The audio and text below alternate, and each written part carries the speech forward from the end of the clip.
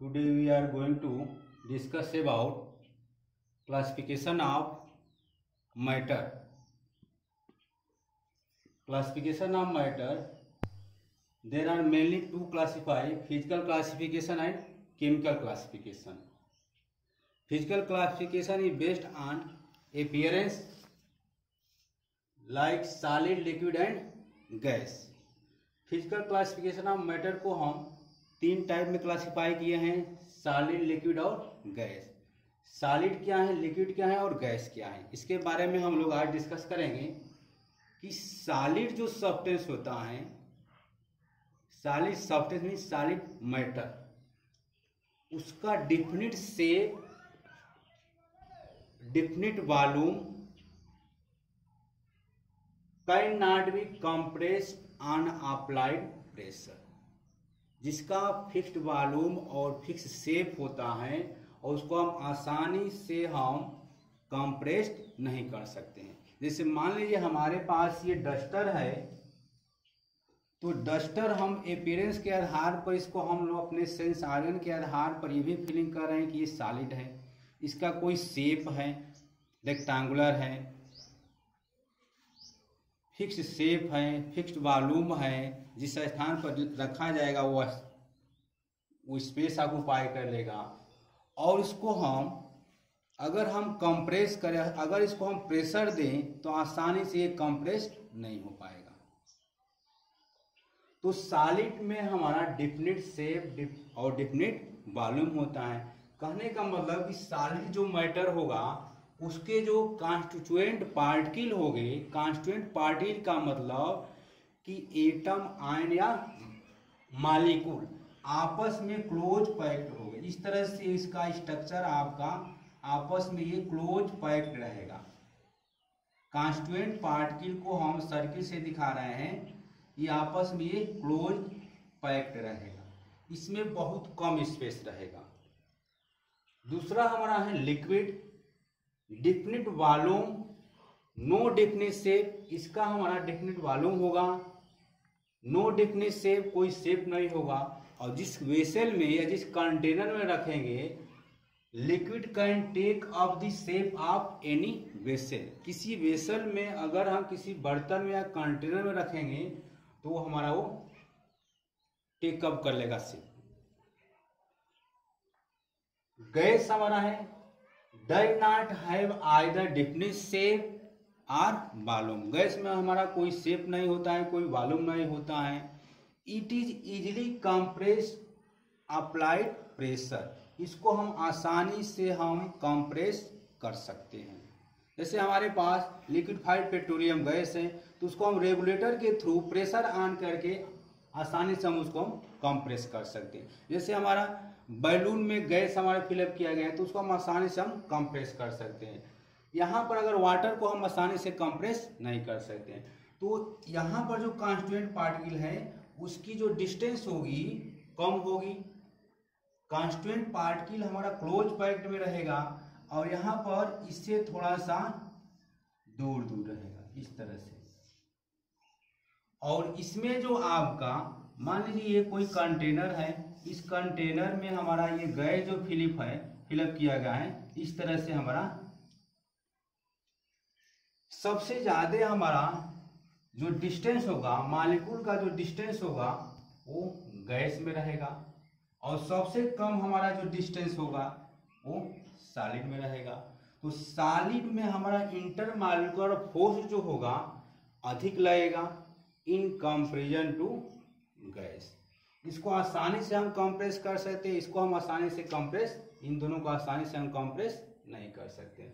जिसका definite shape और volume होगा वो सॉलिड होगा, जिसका डिफिनिट वॉल्यूम होगा और डिफिनिट शेप नहीं होगा उसको हम लिक्विड कंसीडर करेंगे। No does not have either definite shape and volume, it is easily compress applied pressure, तो उसको हम गैस कंसीडर करेंगे।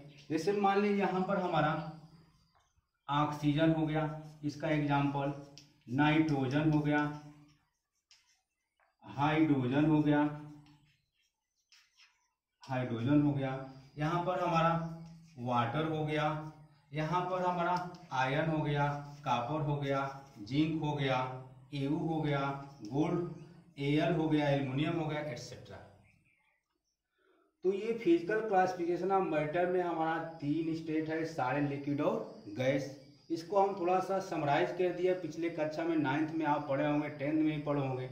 आगे हमारा जो केमिकल क्लासिफिकेशन ऑफ मैटर है, ये 2 टाइप में क्लासिफाई किया गया है, प्योर सब्सटेंस या प्योर मैटर, और दूसरा हमारा है मिक्सचर।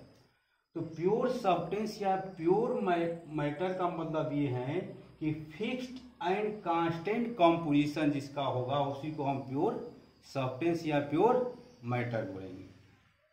प्योर मैटर को हम क्लासिफाई किए हैं एलिमेंट और कंपाउंड में। एलिमेंट हमारा क्या है कि it is single substance. Element हमारा एक सिंगल सब्सटेंस है। It can not be separated by physical process या फिजिकल मेथड। ये सिंगल सब्सटेंस होता है, इसको हम आसानी से सेपरेट नहीं कर सकते हैं। जैसे मान लीजिए हमारे पास H हो गया, O हो गया, N हो गया, दीज आर एलिमेंट। कंपाउंड हमारा क्या है?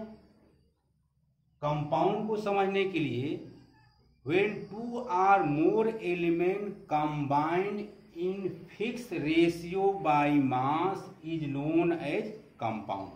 कंपाउंड को हम डिफाइन कैसे करेंगे? Compound is defined as, element देखा, एलिमेंट क्या है? तो ये एक सिंगल सब्सटेंस है, single substance. It can not separated by physical method. उसके बाद कंपाउंड को अगर हम डिफाइन करेंगे, compound when 2 or more elements, जब 2 या 2 से अधिक element, when 2 or more element combined in fixed ratio by mass is known, K/A, known as compound. For example H2O water, water को देखा जाए हाइड्रोजन और ऑक्सीजन, 2 हाइड्रोजन एलिमेंट है और एक ऑक्सीजन एलिमेंट है। यहाँ पर एक when 2 or more element combined in fixed ratio by mass, यहाँ पर एटॉमिक मास हाइड्रोजन का 1, एक हाइड्रोजन का एटॉमिक मास 1 तो 2 हाइड्रोजन का 2, एक ऑक्सीजन का एटॉमिक मास 16, ध्यान दीजिएगा 16, तो यहाँ पर 2:6 का रेशियो हुआ। तो इसको अगर हम सिंप्लीफाई करेंगे तो 1:8 का रेशियो आएगा। तो एक फिक्स रेशियो यहाँ पर है, जब 2 या 2 से अधिक एलिमेंट आपस में कंबाइंड करेगा मास के द्वारा तो उसी को हम कंपाउंड बोलेंगे। H2O, CO2। Compound is further divided 2 types. पहला हमारा है, कंपाउंड को अगर क्लासिफाई किया जाए तो कंपाउंड हमारा 2 टाइप का है, एक इनऑर्गेनिक कंपाउंड और एक ऑर्गेनिक कंपाउंड। फर्स्ट है इनऑर्गेनिक और organic compound. Inorganic compound those compound which are obtained by non living, जो नॉन लिविंग से ऑब्टेन्ड होता है उसको हम इनऑर्गेनिक कंपाउंड बोलेंगे। जो लिविंग थिंग्स आइदर प्लांट या एनिमल से ऑब्टेन्ड होगा उसको हम ऑर्गेनिक कंपाउंड कहेंगे। ये तो लिविंग थिंग्स और नॉन लिविंग थिंग्स के आधार पर हुआ कि ऑर्गेनिक और इनऑर्गेनिक हम किसको कहेंगे। जो नॉन लिविंग थिंग्स से प्राप्त होगा उसको हम इनऑर्गेनिक कंपाउंड बोलेंगे, जो लिविंग थिंग्स से ऑब्टेन्ड होगा उसको हम ऑर्गेनिक कंपाउंड बोलेंगे। दूसरा डिफिनेशन ये है कि इनऑर्गेनिक कंपाउंड को अगर हमको डिफाइन करना होगा तो those organic compound which made up of element in fixed ratio when two or more element combine in fixed ratio by mass is known as inorganic compound except carbon element को छोड़ करके बाकी जो element से बनने वाले जो compound होगा उसको हम इनऑर्गेनिक कंपाउंड कहते हैं, और कार्बन एलिमेंट से बनने वाले कंपाउंड को हम ऑर्गेनिक कंपाउंड कहते हैं। जैसे यहाँ पर मान लीजिए हमारा CH4 हो गया, C2H6 हो गया, यहाँ पर अगर हम लें तो NH3 हो गया, H2O हो गया, उसके बाद HNO3 हो गया। यहाँ पर देखिए नाइट्रोजन हाइड्रोजन से बिना मिलकर बना है, हाइड्रोजन ऑक्सीजन एलिमेंट से मिलकर बना है, हाइड्रोजन नाइट्रो ऑक्सीजन एलिमेंट से मिलकर बना है। तो इस कंपाउंड में एक भी कार्बन एलिमेंट नहीं है तो उसको हम इनऑर्गेनिक कंपाउंड कहेंगे। मतलब ये नॉन लिविंग थिंग्स से मिलकर बना होता है, ये लिविंग थिंग्स से मिलकर बना होता है। जैसे यहाँ पर CH4 है, C2H6 है, तो इसमें कार्बन एक या एक से अधिक कार्बन एलिमेंट इसमें रहेगा। कार्बोहाइड्रेट हो गया, प्रोटीन हो गया, फैट हो गया, ये सब लिविंग थिंग से प्राप्त होते हैं और ये नॉन लिविंग थिंग से प्राप्त होता है। इसको आगे डिटेल में हम लोग पढ़ेंगे जब ऑर्गेनिक और इनऑर्गेनिक केमिस्ट्री हम पढ़ाएंगे। तो दूसरा हमारा आगे हम लोग चलेंगे कि एलिमेंट को हम लोग डिफाइन किए हैं मेटल, नॉन मेटल और semi metal.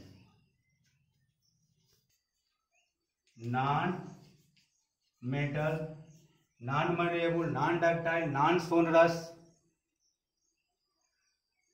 these are property of non metal. For example, carbon metal are found in 3 state. Metal हमारा 3 स्टेट में मिलता है, सॉलिड, लिक्विड और गैस। सॉलिड हमारा carbon, liquid bromine, gas nitrogen, oxygen, hydrogen. ये non metal हमारा 3 state में मिलेगा, सॉलिड के रूप में, लिक्विड के रूप में और गैस के रूप में। सेमी मेटल,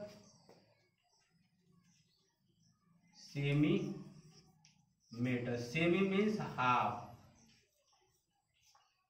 जो मेटल हमारा मेटल और नॉन मेटल दोनों का बिहेव करेगा तो उसको हम सेमी मेटल या इसी को हम मेटल वाइड बोलते हैं। सेमी मेटल या metalloid, those metal which behaves metal as well as non metal is known as semi metal या मेटल वाइड। फॉर एग्जाम्पल देखा जाए, एग्जाम्पल में हमारा आर्सेनिक हो जाएगा, एंटीमनी हो जाएगा और बिस्मथ हो जाएगा। ये हमारा मेटल वाइड के कैटेगरी में आते हैं। नॉन मेटल हमारा नॉन सोनर, नॉन डक्टाइल, नॉन लस्टर, ये सब नॉन सोनर, नॉन डक्टाइल, ये सब हम लोग प्रॉपर्टी हम 9th क्लास में पढ़ चुके हैं। मैलिएबल, जिसको हम नॉन मैलिएबल, जिसको हम अगर हम्बर से मारेंगे तो वो बीटे नहीं होगा, चपटा नहीं होगा, तो वो नॉन मेटल हो जाएगा। मेटल, जिसको अगर हम हथौड़े से अगर हम मार रहे हैं वो पतले पतले शीट बन जाता है तो उसको हम मैलिएबल कहते हैं। तो एलिमेंट को हम फर्दर क्लासिफाई किए मेटल, नॉन मेटल और सेमी मेटल में। अगला हम देखेंगे कि मिक्सचर क्या है।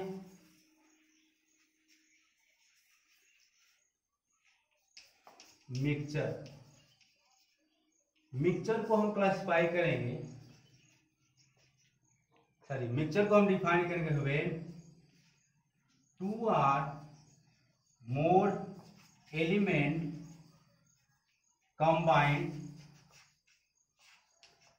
combined in unfixed ratio. ध्यान दीजिए, जो कंपाउंड का डेफिनेशन हम लोग पढ़े हैं वहां पर फिक्स्ड के जगह पर हम अनफिक्स्ड लिख देंगे। Unfixed ratio by mass is known as mixture. जब एक या एक से अधिक एलिमेंट अनफिक्स रेशियो में कंबाइन करेगा तो उसको हम मिक्सचर बोलते हैं। जब फिक्स रेशियो में दो या दो से अधिक एलिमेंट कंबाइन करेगा तो उसको हम कंपाउंड बोलेंगे। मिक्सचर को हम क्लासिफाई करेंगे होमोजीनियस और दूसरा है हमारा हेट्रोजीनियस। होमोजीनियस का मतलब ये है कि it is uniformly distributed, uniformly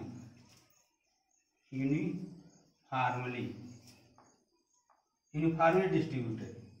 जो कंपोजिशन होगा वो यूनिफॉर्मली डिस्ट्रीब्यूट होगा। यहाँ पर जो है हमारा हेट्रोजीनियस का मतलब होगा यूनिफॉर्मली डिस्ट्रीब्यूट नहीं होगा।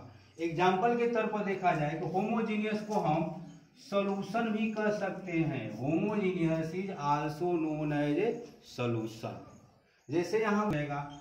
और हेट्रोजीनियस में हमारा ट्रू सॉल्यूशन हो जाएगा, ट्रू सॉल्यूशन। तो ये हमारा कुछ मैटर का क्लासिफिकेशन रहा। मिक्सचर क्या है, मिक्सचर कितने टाइप के होते हैं, कंपाउंड क्या है, कंपाउंड कितने टाइप के हैं, एलिमेंट क्या हैं, एलिमेंट कितने टाइप के हैं। तो आज इस वीडियो में हम लोग ये देखा कि एलिमेंट क्या है, एक सिंगल सब्सटेंस है, उसको आसानी से हम सेपरेट नहीं कर सकते हैं। Element are further divided 3 part, metal, non metal and metal वाले। ये कुछ बेसिक थीम है केमिस्ट्री जानने का। सबसे पहले छोटी छोटी चीज हमको जानकारी रहेगा तभी हम आगे बढ़ सकते हैं। अगर कोई चीज आपको न समझ में आएगा तो हमारे व्हाट्सएप पे या फोन पे 9453107226 पे आप फोन के माध्यम से समझ सकते हैं, या व्हाट्सएप के द्वारा जो भी आपको कोई भी कंटेंट इसमें से न समझ में आएगा तो आप हमको व्हाट्सएप करिएगा या फोन के थ्रू आप समझने की कोशिश करिएगा। अभी 11th क्लास है, 11th में पहले छोटी छोटी चीज आप समझने की कोशिश करिए। अगर समझ जाएंगे तो आगे कोई दिक्कत नहीं होगा। Thank you.